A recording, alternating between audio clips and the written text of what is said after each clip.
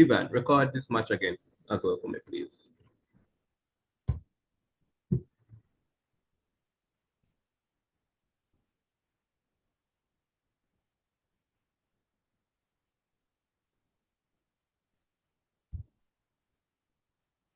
Ivan, record this match again as well for me.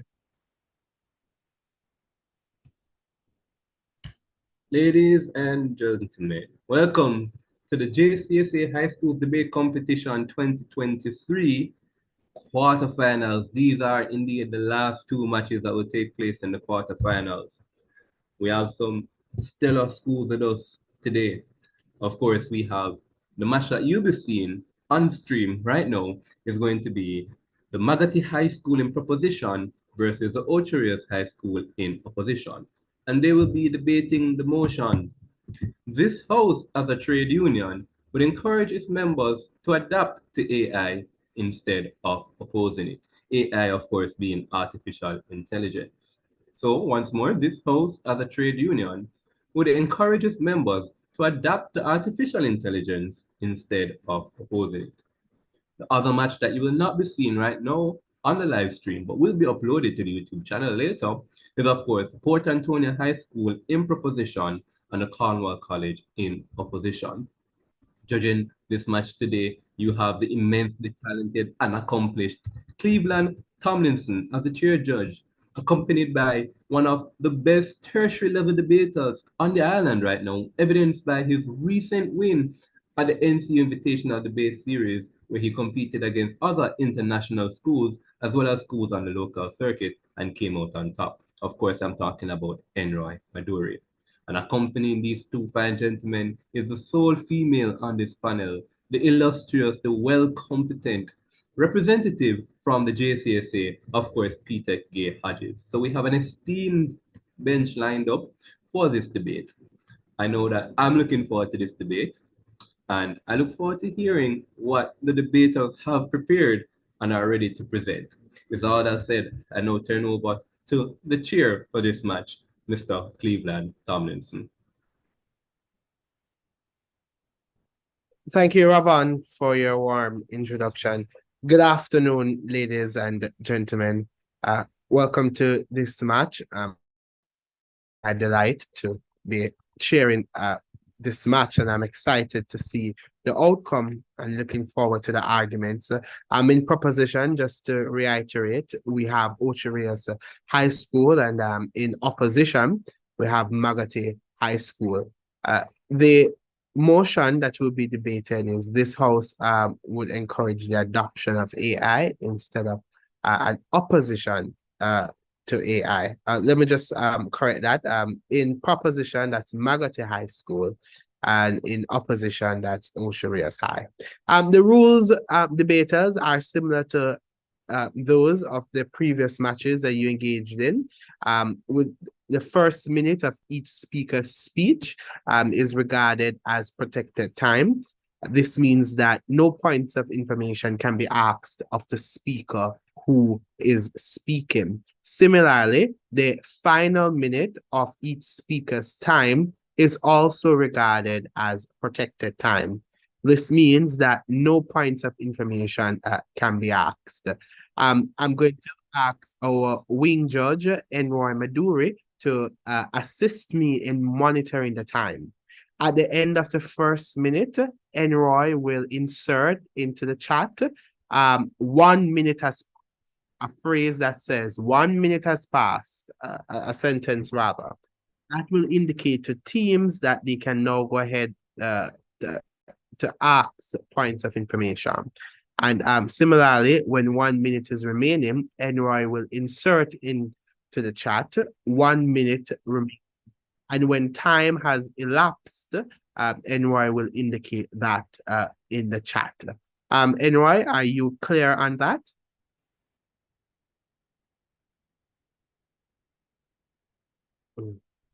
Enroy Maduri?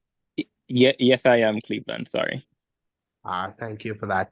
And we are about to begin the debate. So 8 minutes for the first speakers, 7 minutes for the second speakers, 5 minutes for the third speakers. Okay, so let's begin the debate. An excited motion, and let's take the contribution from the first proposition speaker from Magotty High School.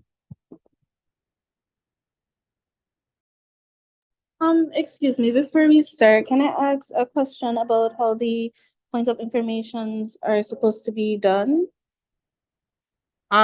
Yeah, sure. Let me briefly respond to that. So when a speaker is speaking, if you wish to ask a point of information of that speaker, you can just indicate that in the chat. Indicate, and the speaker can acknowledge you and ask you to go ahead and share your point of information.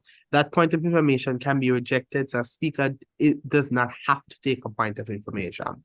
It can be rejected. And please bear in mind the time constraints that I shared earlier about asking POIs.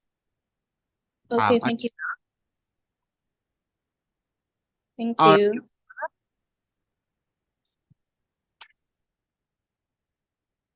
Okay, so we are ready to begin. We can begin now. Teams, are we ready? Okay. With that said, let's take the first proposition speaker. 8 minutes on the clock, Enroy.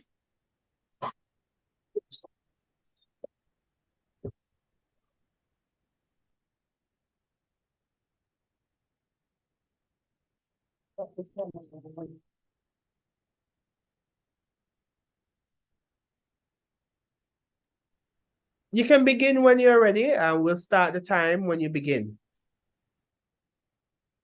Mr. Speaker, adjudicators, members of the proposing and opposing sides, ladies and gentlemen, good day. I am the first speaker, and I am here to 1, define the motion. 2, outline the points and roles of the proposing sides. 3, present the policy, and 4, outline and explain my own points. The main terms in the motion: this House, as a trade union, would encourage its members to adapt AI instead of opposing it are: trade union, an association of workers in a particular trade, industry, or company created for the purpose of securing improvements in pay, benefits, working condition, or social and political status, according to Britannica.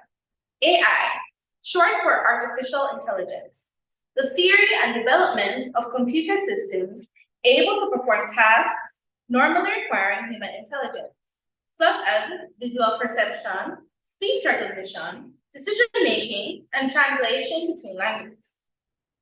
So the motion can be rephrased as: this House, as an association of workers in a particular trade, in a particular field, made for the improvement in work life, would encourage its members to adapt to computer systems able to perform tasks that require human intelligence instead of opposing it.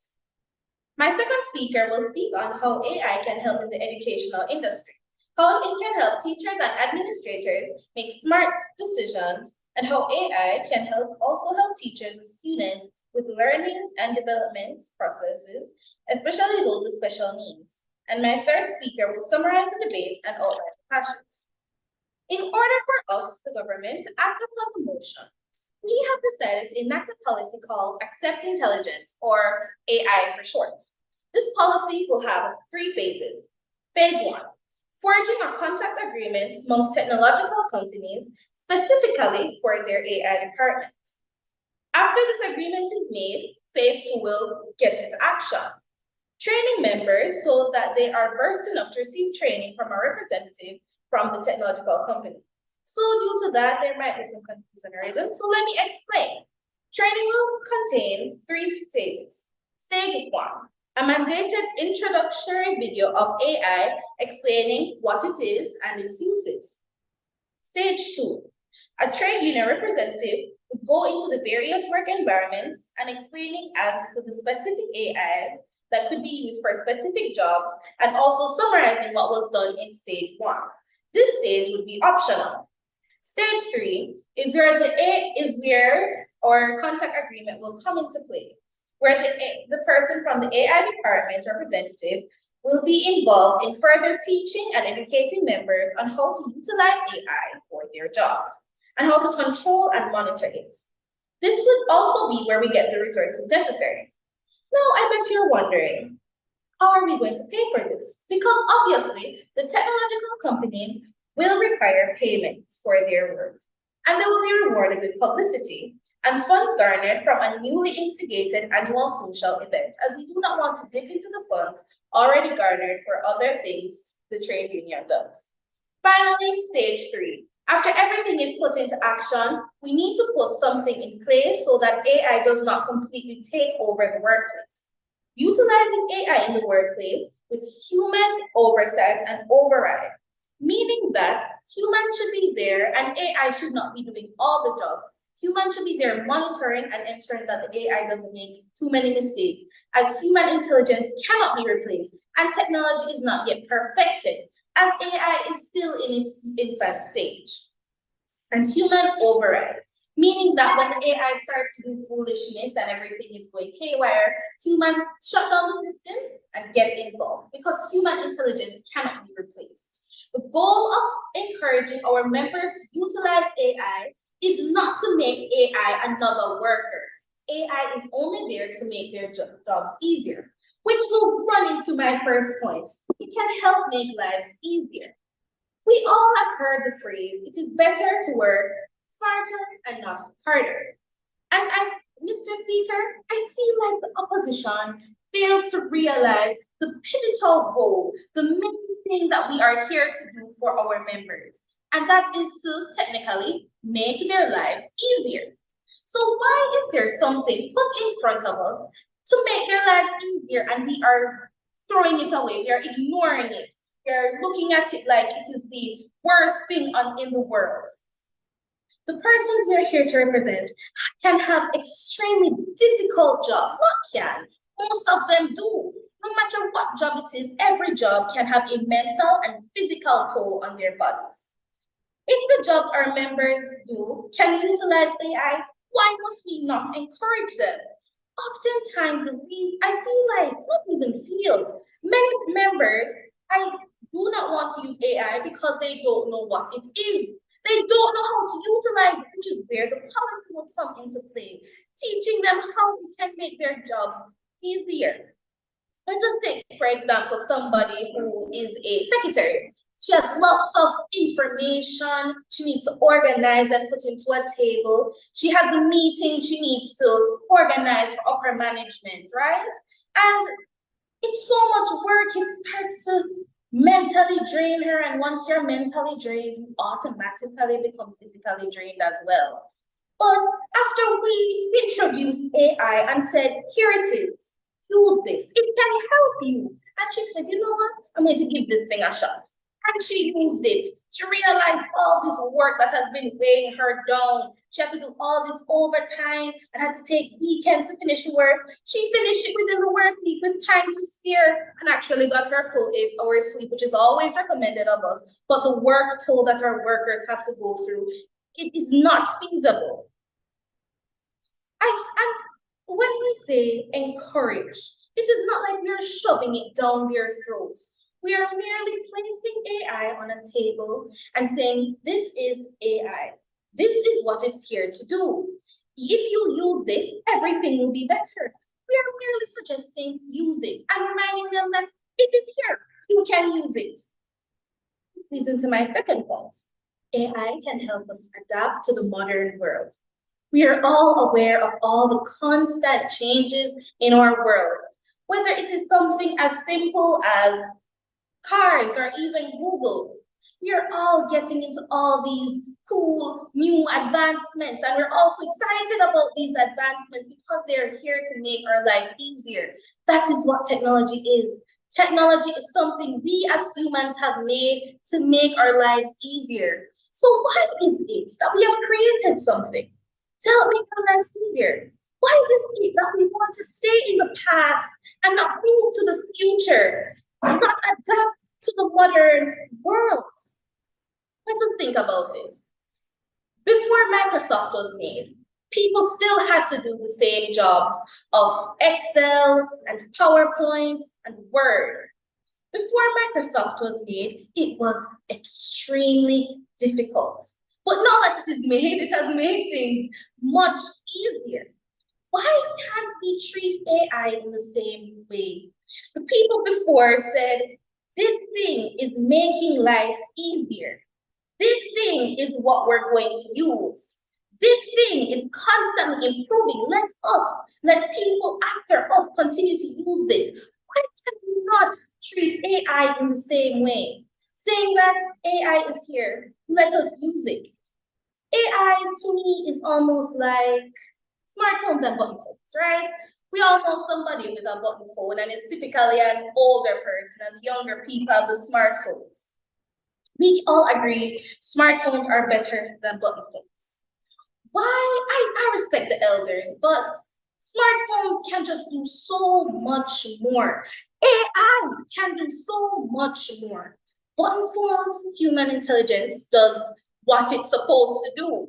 But when you have something that can do it and better with the oversight and the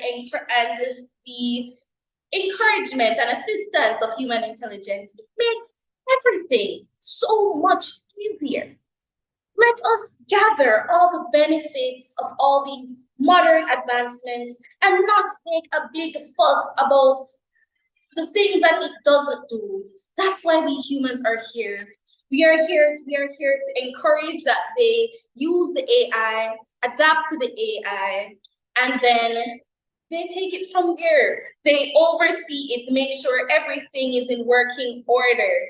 And that the work toll is significantly reduced. They have time to spend time with their families and rest. I want us to be able to work in the future. I want our members' lives to be easier. The government pauses.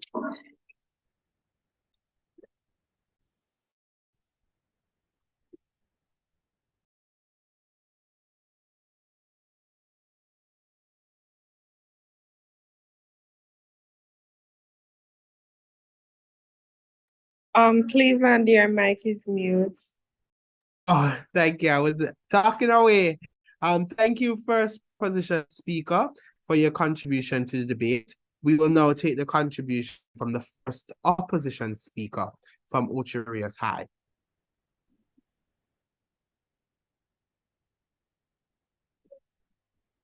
We're having internet challenges. Let me just say before I begin. All right, noted. So we will monitor you carefully, and where there is a disconnection, we'll pause your time until you're back.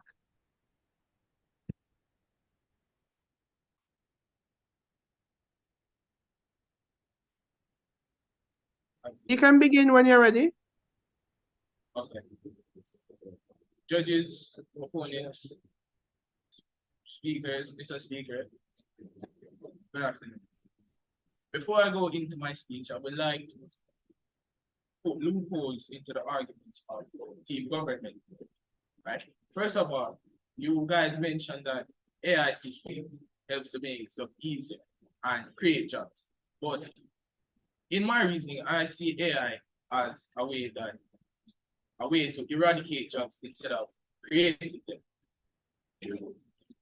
Over 400 million persons worldwide will lose their jobs between 2016 and 2030 as a result of artificial intelligence, according to a study by ABC News.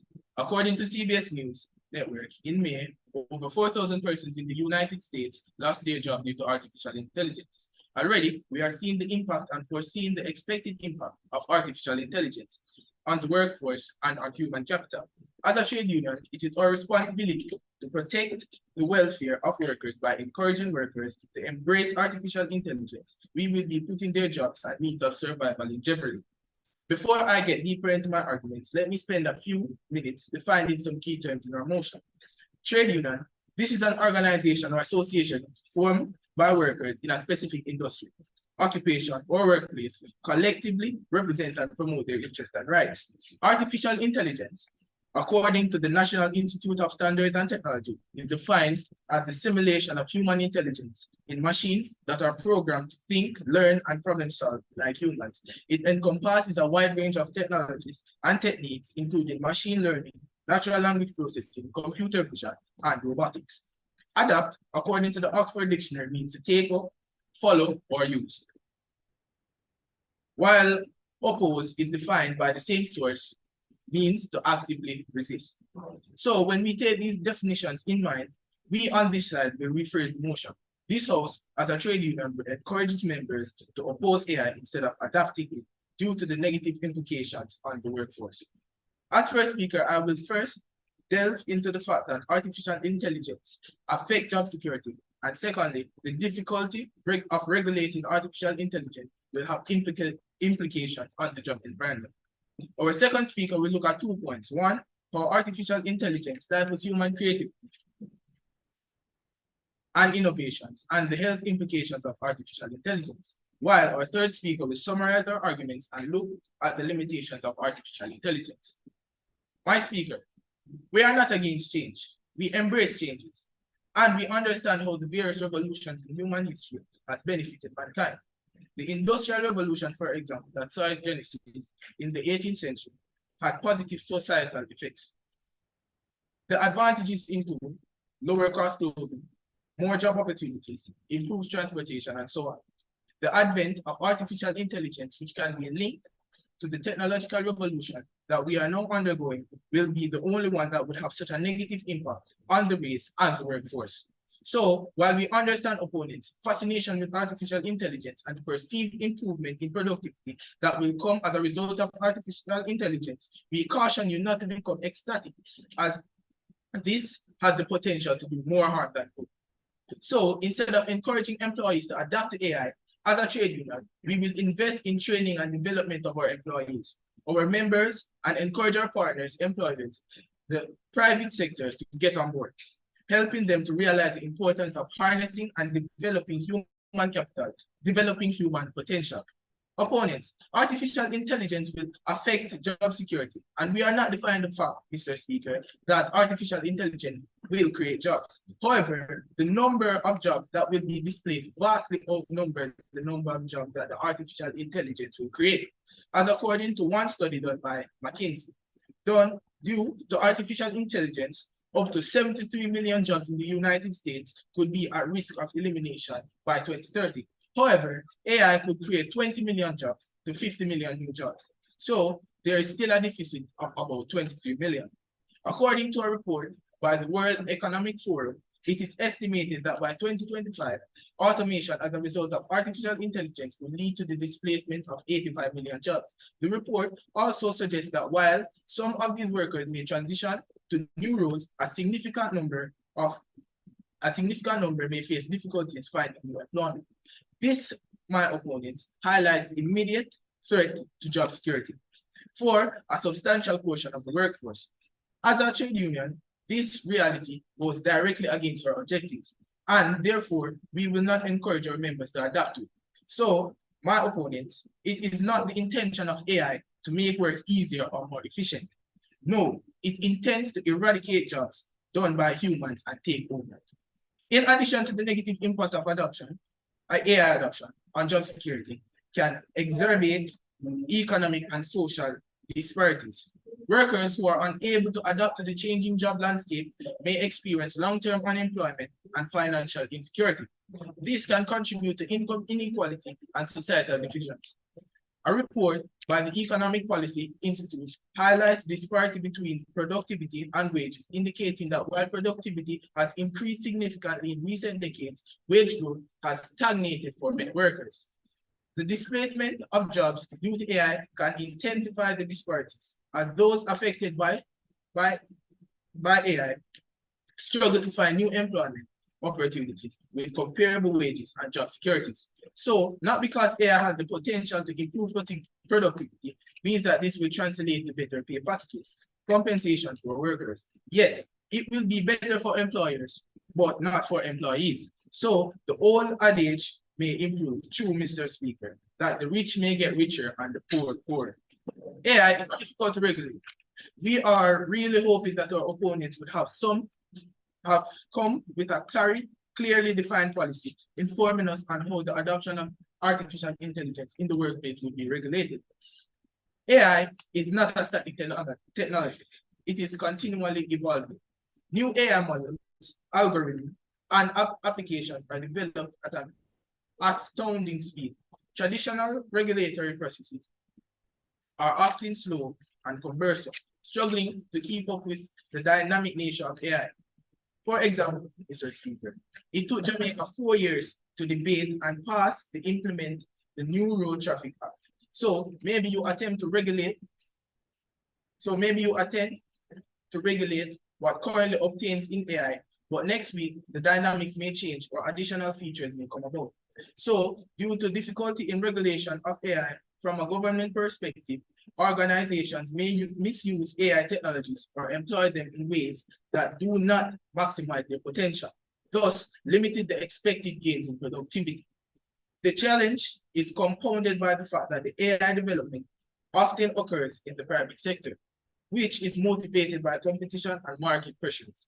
Government regulatory bodies often find it difficult to match the agility of private companies, leading to the potential gaps in oversight.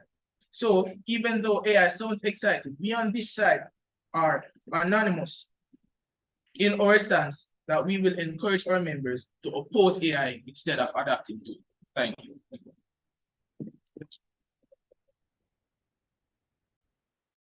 Thank you, first opposition speaker, and we will now move to the proposition team to take the case from the second proposition speaker.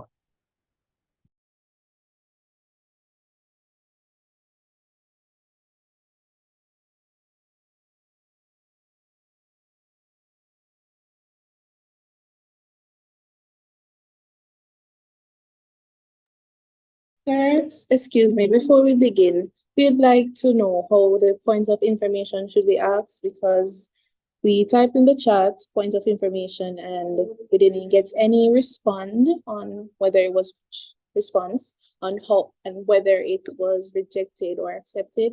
So we need to confirm. Right. So like I said earlier, a point of information can be rejected if there is a non-response to your request to ask a POI, and then you would treat that as a rejection of the POI.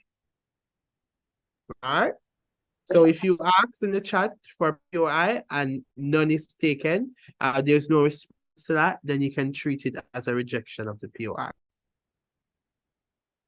Excuse me, sir. For point of information, you're supposed to ask through the mic while the person is speaking. Due to us reading the points, we're not able to see. Also, because we're at the podium, we're not able to see what is written down in the chat. Okay?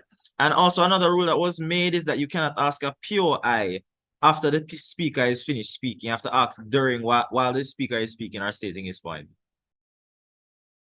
Let me just as a chair, as the chair of the match, let me provide clarity on those two points made. With respect to the second point, I'll begin.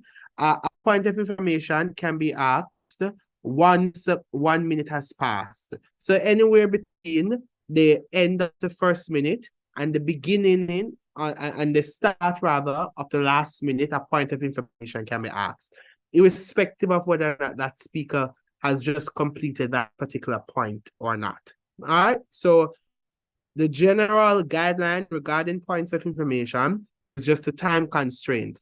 It cannot be asked before 1 minute has ended, and it cannot be asked after or cannot be asked within the last minute of a speaker's speech. So I hope that is clear with respect to the time constraint. The first point regarding using microphone, that is permissible. If you wish to open your microphone and ask a POI, that is permissible as well. So are we clear regarding points of information? Yes. And just want to add that teams do not have to take points of information. They are encouraged. They are highly encouraged as they allow for engagement arguments. There's no penalty imposed for no POIs. So with that, we will take the second proposition speaker.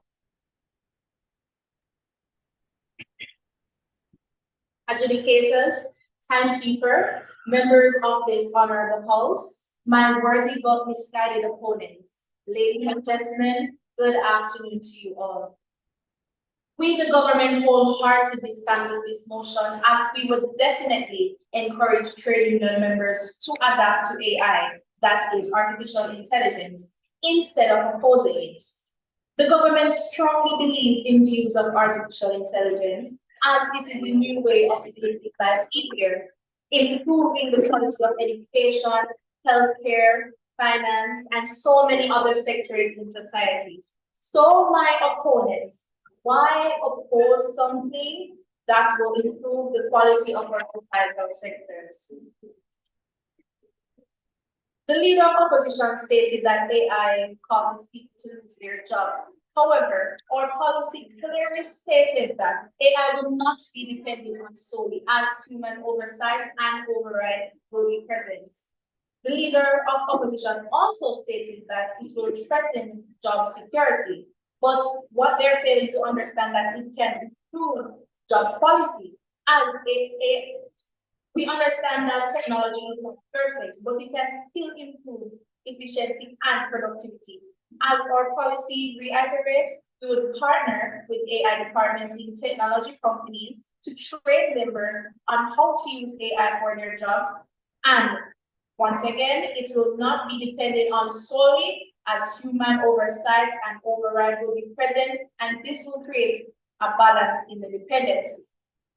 Moving on. Today, I, as the Deputy Prime Minister, will build the governance case by discussing the benefits of AI in education as it relates to trade union members, specifically teachers and administrators. To my first substantive. Mr. Speaker, AI is known for its smart decision making, and think about how influential this will be to schools. We are not undermining the intelligence of teachers and administrators. However, when it comes to smart decision making, AI is your guide. AI can be trained and equipped just to do so, to suit the needs of its users. Therefore, trade union members, and in this context, we're talking about the teachers and administrators, can utilize artificial intelligence to meticulously analyze trends and patterns over the past few years in their respective schools, which will assist in developing and maintaining structured policies that will be beneficial to both students and staff, holistically, academically, and socially. My opponents, it was just recently a school in the United Kingdom appointed Abigail Bailey, a robot, as their principal. And how is it going, you may ask? Well, allow me to quote the headmaster from a recent article in the Jamaican Observer. It is nice to think that someone who is unbelievably well-trained is there to help you make decisions. Don't you want to be hearing our teachers and administrators in each respective school say that as well? Mr. Speaker, we do not plan to depend solely on AI to make decisions and policies, as they will only assist in doing so, with the human oversight and intervention whenever there is an overstep with AI.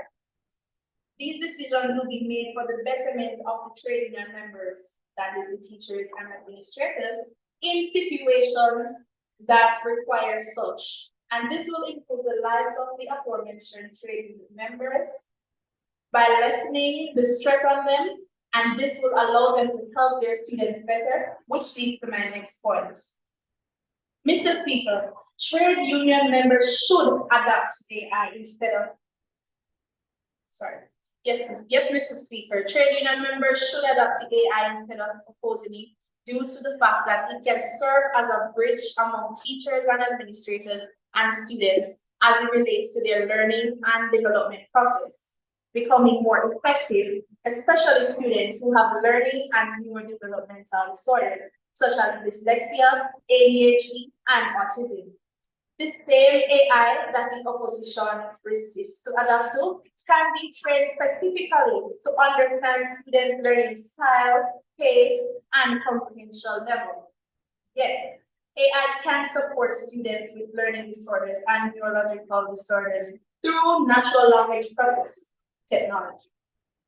As according to research by Delhi University, it enables computers to understand and interpret human language allowing AI-powered tools to provide instant feedback on students' written work. So we see where this can help teachers in effectively assisting their students with learning disorders like dyslexia, where they can input students' written work in AI-powered tools, and it generates a feedback immediately that will identify mistake. And then this leaves room for the teachers to use this assistant plus connection on an emotional level. Parental information. Parental information. Not accepted. And this will lead to improved writing skills of students and increase learning and development process overall. So my opponents, once again, why do you wish to oppose something that can make life easier? Teachers will feel like the headmaster of the school in the UK. They will feel good to have this unbelievably well-trained tool being there to drive decision-making and help them to help their students better. My opponents, trade unions are designated to better the conditions of its members, right? And in this context, the teachers and administrators, they often struggle with decision-making and helping Point of students. information. Not accepted, especially special needs students. However, with artificial intelligence, it will be easier for them to do so, and even more effectively and efficiently, with its training to suit the needs of its users. Therefore, my opponents, I implore you to consider the government's stance as well as our policy, accept intelligence. The government pauses.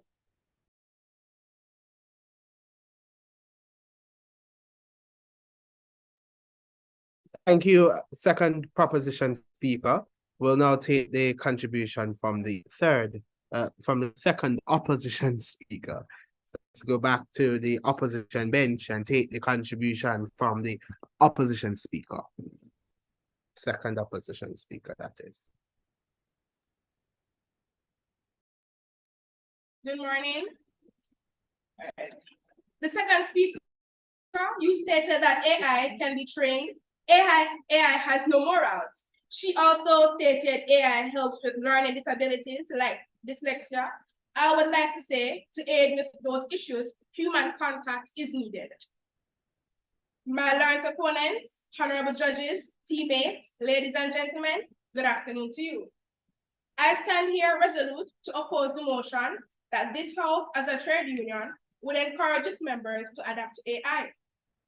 As second speaker, I will first show how adapting to artificial intelligence will stifle human creativity and innovations, and second, the health implications of adapting to artificial intelligence on employees. Adapting to AI will stifle human creativity and innovation because AI utilizes algorithms and multiple algorithms connect in a way that mimics the human brain. Adapting to AI will lead to a loss of essential human skills, such as critical thinking and problem solving. This skill degradation can make employees more vulnerable in job markets, as they may lack the expertise necessary to perform tasks without AI assistance. Employees who adapt to AI may struggle to perform tasks independently, especially when AI systems fail or encounter errors. Adapting to AI can also foster a sense of dependence among employees, which can limit their personal and professional development. If employees become reliant on AI for decision-making or problem-solving, they may lose their capacity to think critically, analyze information, and become expertise in their field. This desk-killing effect could make employees less adaptable in dynamic work environments and hinder their ability to take on new challenges and responsibilities. The ethical implications of AI in the workplace also pose a challenge to human development. AI algorithms can sometimes exhibit biases and make questionable decisions, affecting fairness and equity. Employees who rely on AI decision-making processes may be unaware of these biases or may not have the opportunity to develop their own ethical and decision-making skills, which are crucial for personal and professional growth. Ladies and gentlemen, Employees adapting to AI can lead to health problems among employees. The pressure to compete with AI and concerns about job security can have an adverse effect on employees' mental and emotional well-being. This will impact values related to happiness, job satisfaction, and mental health. Employees may experience stress and anxiety if they lack the skills to work effectively with AI tools or fear becoming obsolete in their roles. Just imagine my opponents, the breadwinner for your family having AI being integrated in their workplace. Gradually, it takes over tasks he or she performs, limiting the amount of work that they will have to do. They may begin to wonder, when will I show up for work and be given a letter thanking me for my service and making me redundant? You must remember, my opponents, that in a capitalist system, the employees and their welfare are not the main focus of employers, no, but the generation of profit. So don't be fooled that employers will feel sorry for employees and keep them when AI can do what they do. That is foolish thinking. So yes, my alert opponents, employees will not view AI as a partner then. They will not view AI as a friend, but as an enemy. And this will affect their mental and emotional health. Oh my God.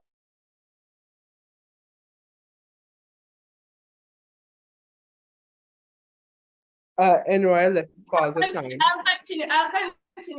Oh, I had paused it. Okay. I Okay. will continue your time now. Okay. This is not a road that we would want to go down, especially seeing that a number of Jamaicans are increasingly struggling with mental health issues. There is also the issue of physical health implications. Extended use of technology and AI devices may lead to physical health issues such as eye strain, posture problems, and reduced physical activity, weight gain, especially if employees spend long hours in front of a screen. I decline. Employees may also be subjected to unpredictable work schedules, with employees having to adapt to change their work hours on short notice. This can disrupt work-life balance and lead to stress.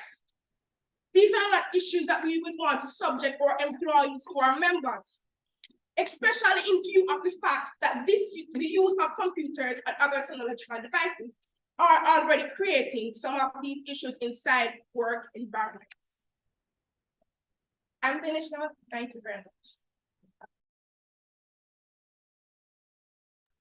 Thank you, second opposition speaker. We'll now take the third proposition speaker's contribution to the debate.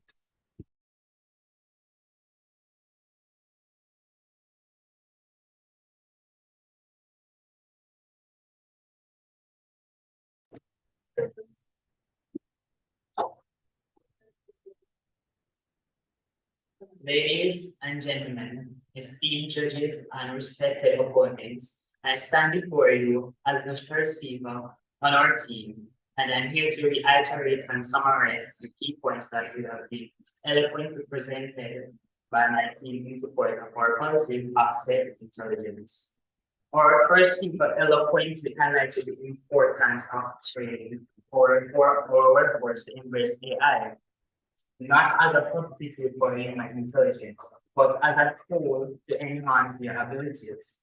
This, in essence, empowers our workforce to be more efficient and adaptable in an ever-evolving job market. In addition to that, our second speaker came and indicated the benefits of AI in the education sector, aiding teachers and administrators in making wise choices and providing valuable support to students, especially to those with special needs. This shows the widespread applicability of AI in improving various aspects of society. Now let me encapsulate the essence of our policy and the key takeaways. Asset intelligence is a multi-phase approach that begins with fostering cooperation between technology companies, AI departments, and trade unions. By establishing contact agreements, we create a framework for the transition toward AI integration. This collaboration enables us to provide training to our workforce, equipping them with skills to effectively utilize AI, making their work easier and more efficient. Now it's the speaker. Your first speaker from the opposition will have said that AI covers a wide area of technology. Yes, it does, so why go against it? In our modern world, Mr. Speaker, our generation are highly dependent on technologies to help them rather than doing the work hands-on. Mr. Speaker, me myself become extremely exhausted, extremely tired most time if there is something to make my extremely tired. If there's something to make my life easier, why couldn't I use it? I deem this as wrong. Crucially, we must emphasize that our policy does not seek to reduce human intelligence, but rather augment it. Human oversight and control will always remain in place, ensuring that the core of our workforce's abilities remain unaltered.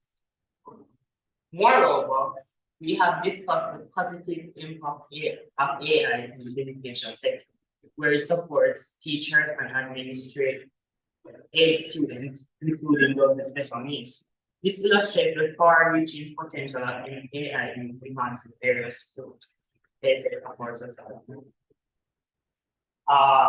second speaker of the opposition team stated that how can AI can impose biases. My second speaker highlighted that she would have previously stated that there will be human oversight and override to reassure that there will be valid information and we would not be dependent on it. In conclusion, our policy Accept Intelligence offers a comprehensive strategy for embracing AI in the workforce while retaining this sense of human intelligence. It not only facilitates the growth of our workforce, but also improves the way for a brighter, more innovative future.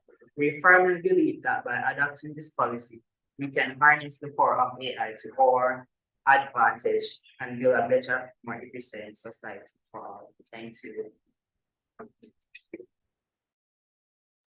Thank you, third proposition speaker. Let's now take the contribution from the third opposition speaker.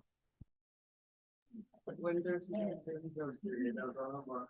of the first speaker was that AI could be controlled, or that AI is not at a perfect point, right? Wouldn't you need an AI to control another AI to put programs in place so that you can get it to work as you need it to? And another point that she had made is that AI is not at a perfect point, right? AI will grow over time. It will develop. Persons who are constructing and making that AI, they will build upon it and make it stronger than how it is already. The second speaker had said that it improves sectors such as health and finance, when in turn AI is making us spend more money than we can afford to. Because Jamaica, as we know it, is suffering from financial loss, and we need more money than we are spending, right? And concerning health, it would be taking away the job of nurses, doctors, and surgeons, right? My opponents are proposing, right? The purpose of AI is defeated, right? AI is not designed to assist workers. Currently, it is not doing that. The research has shown that in 1 month alone, in the US, over 4,000 persons lost their jobs. It is also estimated that 400 million in the next few years, right? In AI is making it so that persons will become unemployed. Opponents, honored judges, ladies and gentlemen, good afternoon. Our first speakers have shown that artificial intelligence will affect job security, which will result in millions losing their job. And even though AI will create some jobs of its own, this will be minute to the jobs that will be lost, and also show that with the dynamics and the astonishing speed of AI development, it will be difficult to regulate, which may result in the abuse of workers and the abuse of the AI. If we encourage our workers to adopt, to take up, to follow and use AI and not actively resist, it will be completely against our responsibilities as a trade union. And through demands, we could not encourage them to adopt something that would put their jobs in jeopardy. Our second speaker has shown that artificial intelligence stifles human creativity and innovations, and also the myriad of health implications of artificial intelligence. As third speaker, I will now look at some of the limitations of artificial intelligence, giving you additional reasons why we would encourage our workers to actively resist against adopting to AI. AI lacking true understanding. AI systems, despite their impressive abilities, do not truly understand the information they process. They operate based on patterns and statistical data, but they lack genuine comprehension. This limitation is particularly evident in tasks requiring common sense reasoning or grasping the context of information. This fact will not serve for the benefit of employees and or even worse, the company they work for. AI lacking common sense reasoning, it does not possess common sense reasoning, which makes it challenging to predict how it will respond in unfair situations. This limitation can lead to unexpected and sometimes nonsensical outcomes. Again, this may prove to be destructive for companies and their employees. Ladies and gentlemen, AI is susceptible to failure and hacking because AI is powered by algorithms. It makes it easy to hack. For example, Jamaica currently has an issue with cybercrimes, which are sometimes related to automated services. So you have card cloning. Workers adopting to AI will make workplaces susceptible to hacking and increase cybercrimes. AI lacks complex decision-making skills as it excels in narrow, well-defined tasks, but it struggles with complex decision-making that involves considering various factors, ethical considerations, and subjective human values. This limitation is evident in the field like medicine, law, and ethics, where the consequences of these consequences will be dire, right? Decisions are profound, right? If you make a mistake in this decision, in this sector, decisions will be profound. It can have negative impacts. So while AI can provide beneficial in the field of education to do research and summarize documents, it will not have the same effect in other areas. AI is expensive to implement. Initiating setup for AI requires a high investment, as companies have to invest in AI framework, including the latest hardware and software, the training of teams on how to utilize the AI system. So instead of spending money to improve their human capital, which is in fact the most important investment we can make, we would spend investing in fake intelligence. So then, Mr. Speaker, we believe as a trade union, we should make trading opportunities readily available to our members so that they can actively develop their human skills and potential to make themselves more marketable and efficient in the working environment, to continue to utilize the various technologies, not artificial intelligence. And let me stress that, not AI, to make their job easier. Thank you.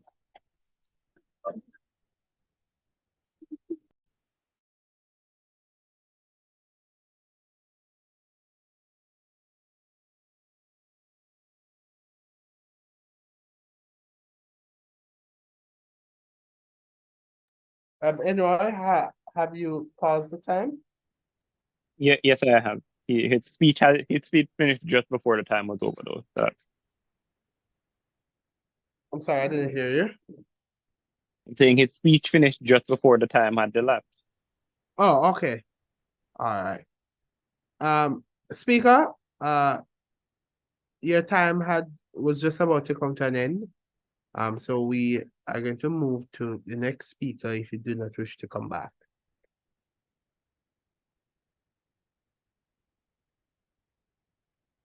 I think he was finished. We're finished. Okay, fantastic. All right, so that concludes the substantive speeches. We are going to pause for 1 minute to allow the reply speakers to gather their thoughts. So Enroy, please set the time for 1 minute. When 1 minute has elapsed, we will take the opposition reply speaker first. I'm speaking for 3 minutes, and then we'll take the proposition reply speaker as a final speech for the debate.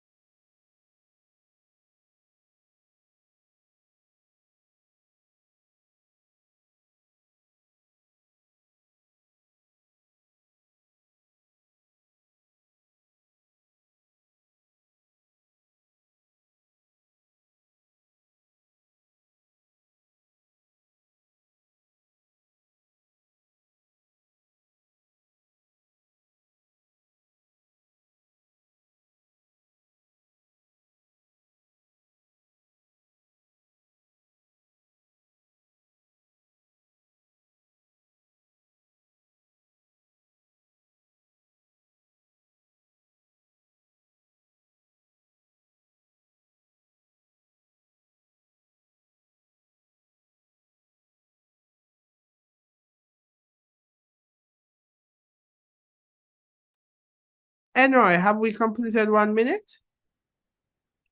We have 5 seconds left. So Okay. for about now, 1 minute has passed. Yeah. I'm very rushing good. the time.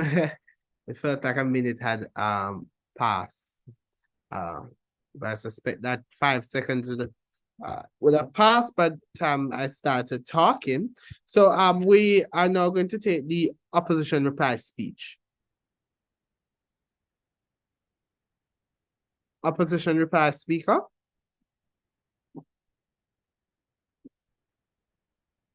Opposition reply speaker from Ocherius. Is Ocherius still with us? Yes, you are. Okay. Okay, so before I start, I would like to mention that I find it difficult to refute the points of the first speaker because we didn't hear half of the speech because of technical issues.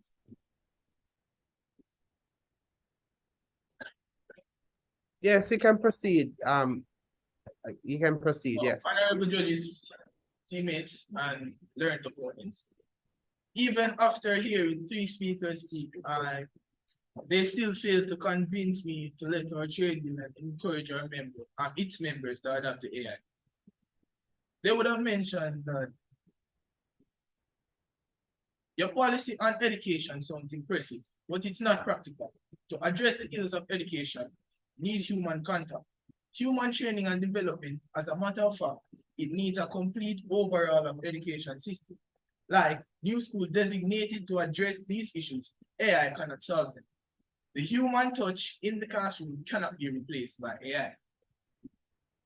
The first speaker would have mentioned that workers can be taught how to operate AI, but stick a pin right here. Not everyone would adapt to AI as quickly, and during their period of ignorance to AI, the unemployment rate would increase. And I would give you the benefit of the doubt that you, the proposition, know the effects of unemployment on society and its citizens. It is a fact that the aim of something done is still as dangerous to the effect, whether or not the success rate is great or small. Now, to tie it all together, the aim of AI is to eradicate jobs rather than forming new ones. So even if you would want to say that this is not done on a large, if this is done on a large or small scale, it is still dangerous as the end to the means is to eradicate jobs. And so far, AI has been doing just that. AI being implicated is no doubt very expensive and will lead our country into economic distress. As the first speaker mentioned, that AI is quite fascinating, but it does more harm than good. Finally, we would have heard from the proposition that AI can be programmed by humans to operate as desired, but AI has no morals, meaning that it is loyal to no one and anyone can alter the program behind and cause it to act otherwise. I thank you.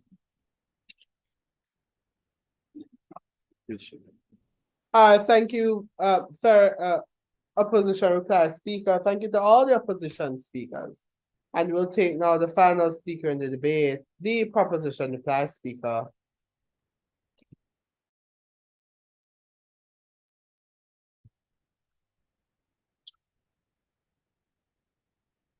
Judges, everybody here listening in, I have listened to every single thing the opposition has said.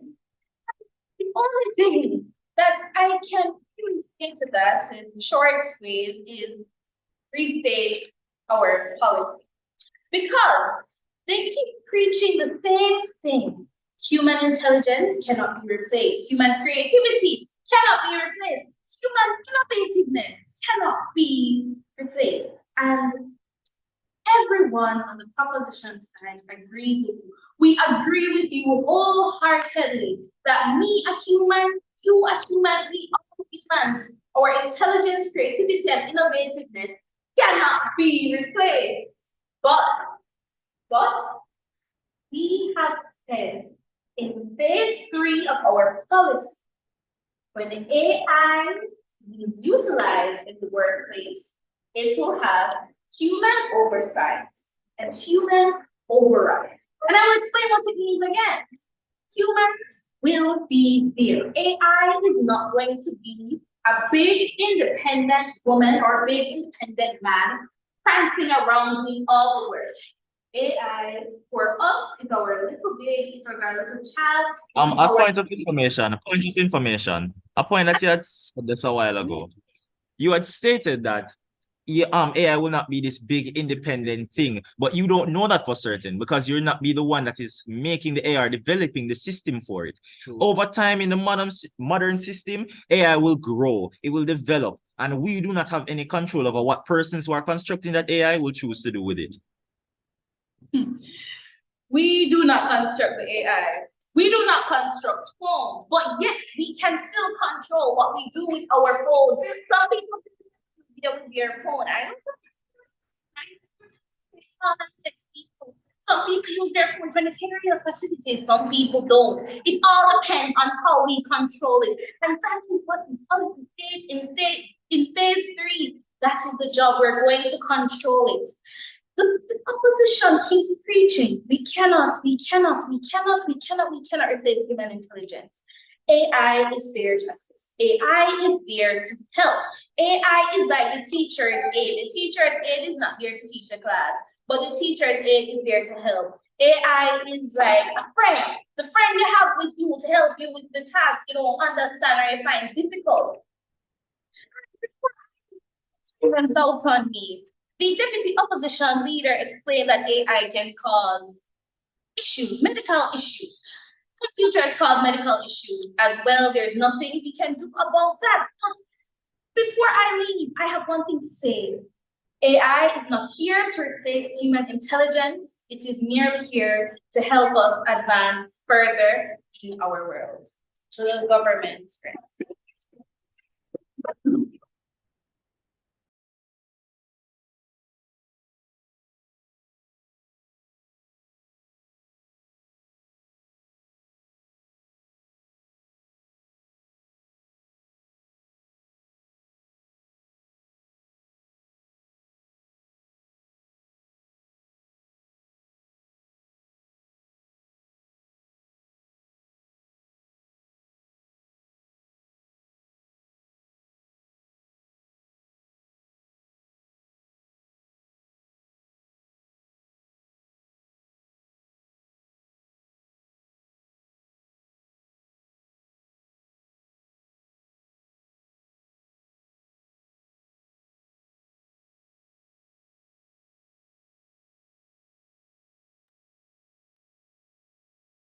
That's very indulgent, guys. I'm going to reach out to Cleveland.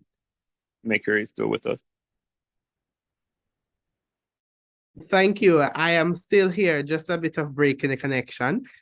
Thank you to all the speakers in the debate for a very interesting match on artificial intelligence. The panel will move to a breakout room. We will deliberate.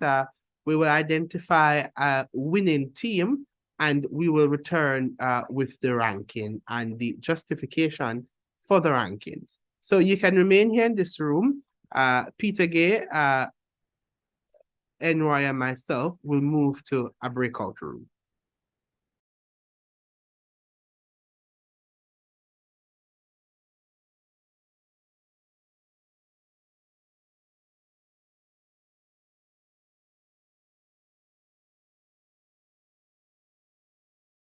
So Peter Gay, Enroy, let's move to breakout room 5, breakout room 4.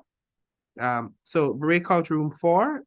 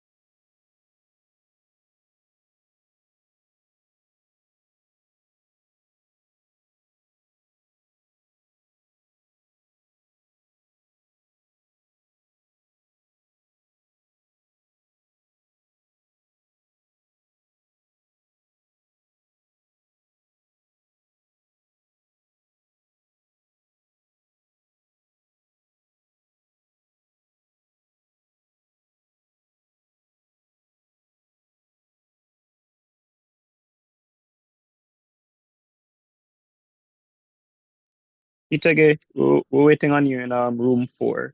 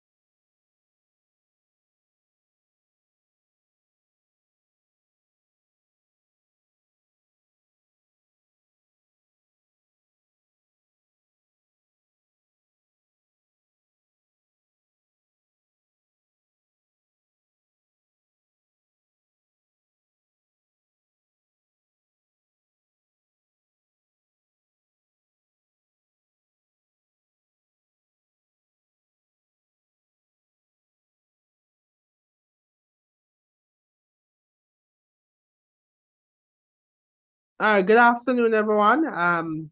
Welcome back to the match between Magati High School in proposition and opposition Ocherius High. I have the rankings, the results rather, and to share the results, and importantly, to share the justifications for the results. That means why one team would have advanced over the other. So winning this match is the opposition team from Ocherius High.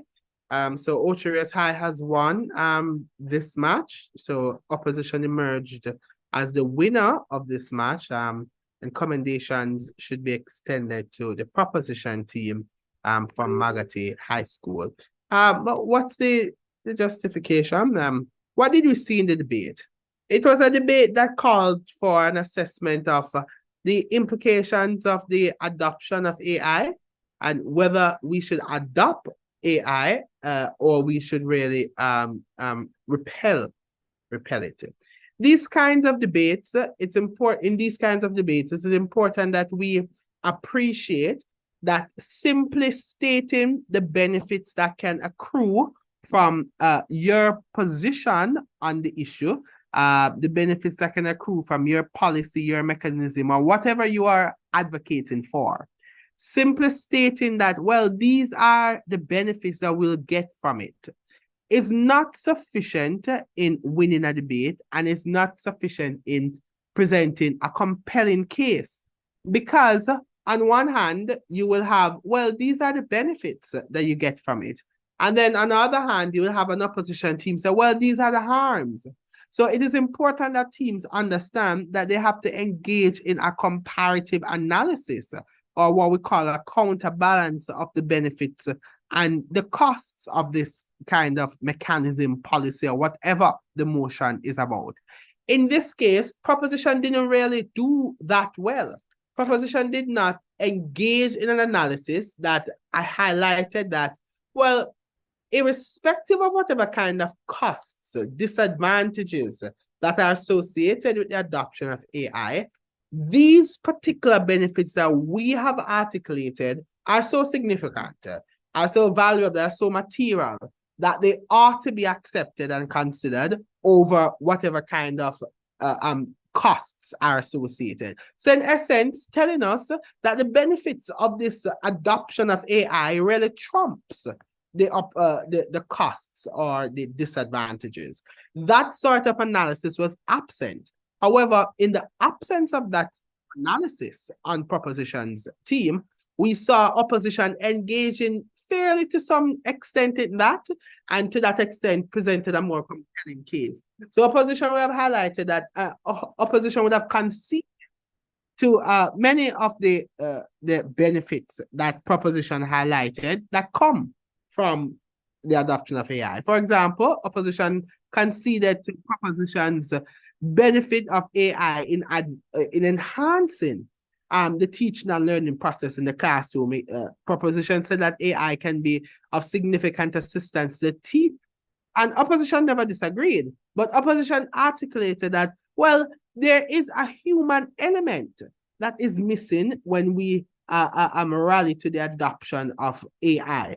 And that human element being absent from the classroom could have serious implications on the teaching and learning process, in as much as the humanity, the human nature, the human touch really advances the teaching and learning process. So it's that kind of analysis that opposition gave that made their case a bit more compelling and richer.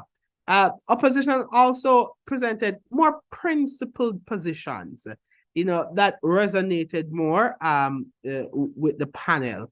Opposition would have looked at the fact that, in an AI, there's no moral compass that an AI has. So, we run the risk of losing that sort of morality that many times we can rely on as humans, etc. That sort of human element is lost with the significant adoption of AI, which jeopardizes morality, etc. So that kind of case was generally a more compelling case than what we saw in proposition. Proposition engaged in a sort of policy, presented a sort of framework that, in the estimation of the panel, did not do much to advance the position from their bench. So it is advisable that we ensure in a debate that whatever sort of mechanism that we are positing is a mechanism that, enhances the substantive matter that we're bringing to the debate. It shouldn't be just a template that we follow, really to fill the time with speaking points. So those are generally recommendations and the feedback. So well done to opposition for winning this debate. Well done, JCSA, and good try to Magati. And do we have any questions, any feedback, any comments, any concerns? Sir, who are the best speakers on both sides, sir? Well, for the opposition team, the team that has won the debate, the best speaker would have been the young man who was the reply speaker. The young man who was the reply speaker for opposition is the best speaker in the overall debate. Sir, the first speaker, sir? Right, yes. If the first speaker gave the reply speech, yes. He was the best speaker overall in the debate. Okay? All right, thank you, sir. All right, no problem. Thank you, everybody.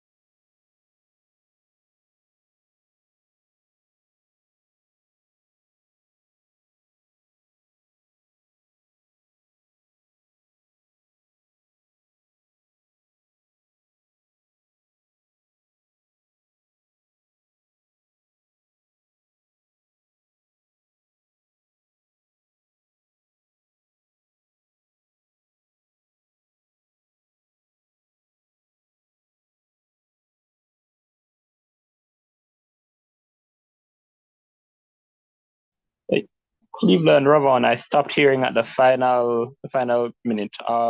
Is everything okay now? We have finished? Just confirming.